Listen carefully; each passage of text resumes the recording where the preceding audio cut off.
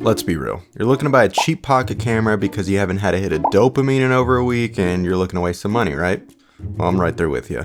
I'm honestly tired of the deep-fried, AI-enhanced images coming out of my iPhone, and finding a camera that truly fits in your pocket and takes great images at a decent price, it's a little challenging. The prices of cameras with cult followings like the Ricoh and X100 lines are absolutely outrageous, and that's a tougher pill to swallow for us impulse buyers. But what if there was another option? A KEH and MBP search gave me a general idea on what options I'd have at the lower price ranges.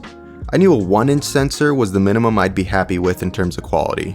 I wanted actual control in post, and I'm not really interested in the growing obsession over $6 digicams from 2004 to compensate for film prices increasing. I want something that looks good. The main options available were from the Lumix Z line, the Sony RX100s, and the Canon G cameras. I knew I didn't care about video features, so I strayed away from the RX100s because of that. While the images from those cameras are amazing, I knew I'd be paying a little bit extra for features I didn't need. The Canon cameras seemed a bit on the chunky side, and I'm sure those are a great choice for a lot of people, but I really just wanted a cheaper version of the RX100's sleekness. Now, before I get any further into these cameras, I want to get one point across. My goal with this camera was to buy something that I would throw into my pocket without a second thought. Convenience and price were the biggest deciding factors in what camera I got. Not the specs, not the extra features, although I did have that minimum 1-inch sensor requirement, but that was it. I think we can get a little caught up in marketing jargon and get a little lost in the sauce when it comes to what we buy versus what we need. Marketing is meant to trigger those late night terrors when we don't have the latest gear, so don't let them win. I ended up snagging this bargain Lumix ZS100 for about $280. I never had a Panasonic camera, and it was difficult to find relevant video reviews less than 5 years old, but some sample images on DP Review gave me some faith in image quality.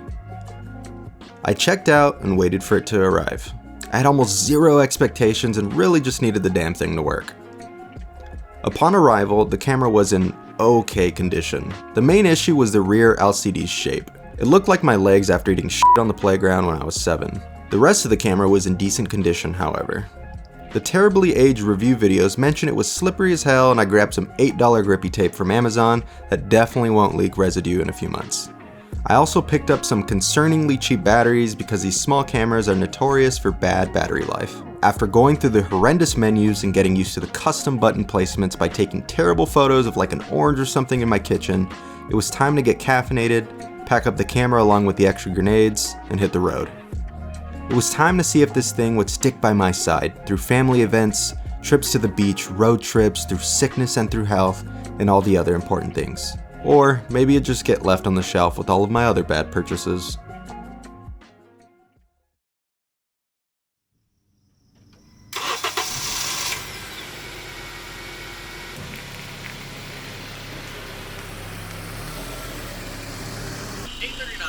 Yep. Thank you. Thank you. Have a good morning. You too.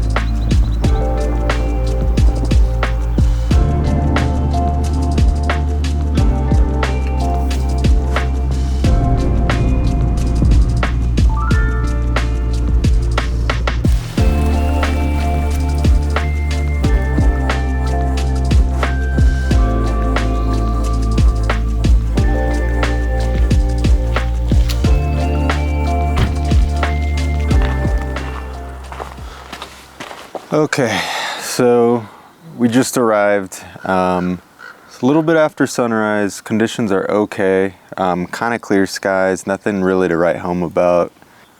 Once the sun gets a little bit higher and starts casting light at an angle, we might get some interesting light around the trees, but right now things aren't looking too promising. But we're really not here to get any portfolio pieces. If it happens, it happens, but we're here to just test out the little pocket camera, see how it is, just kind of hiking, not really needing any gear, and just kind of enjoying the moment and just being able to kind of worry about my surroundings and not a bunch of camera gear. So yeah, let's see if I can make it out of here alive.